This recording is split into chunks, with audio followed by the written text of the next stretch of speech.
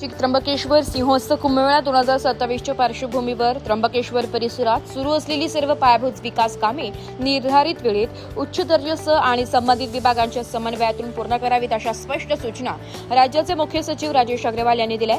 त्यांनी आज त्र्यंबकेश्वर येथे विविध विकास कामांची पाहणी करून आढावा घेतला. यावेळी बोलताना त्यांनी सांगितले की कुंभमेळ्यासाठी देशभरातून येणाऱ्या लाखो भाविकांना सुरक्षित, स्वच्छ व सुसज्ज सुविधा उपलब्ध करून देणे ही प्रशासनाची सर्वोच्च जबाबदारी आहे.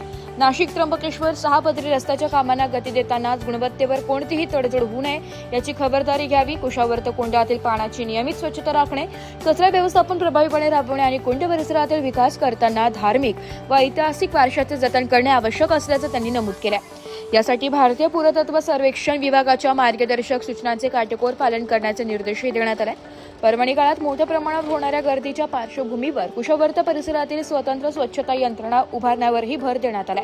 बिल्व तीर्थ परिसरातील नगर परिषदेच्या जलशुद्धीकरण प्रकल्पाची कमी वेळेत पूर्ण करण्याचे निर्देश देत पाणी शुद्धीकरण प्रक्रियेत कोणतीही त्रुटी राहू नये यासाठी तांत्रिक बाबींवर विशेष लक्ष देण्याचं सांगितलं.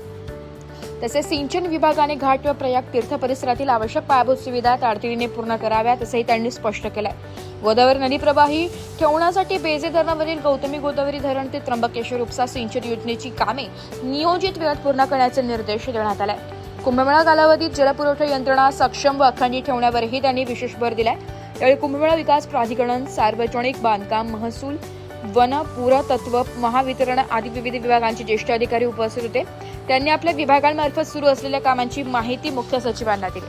ब्युरो रिपोर्ट, नाशिक लोकशाही न्यूज, नाशिक.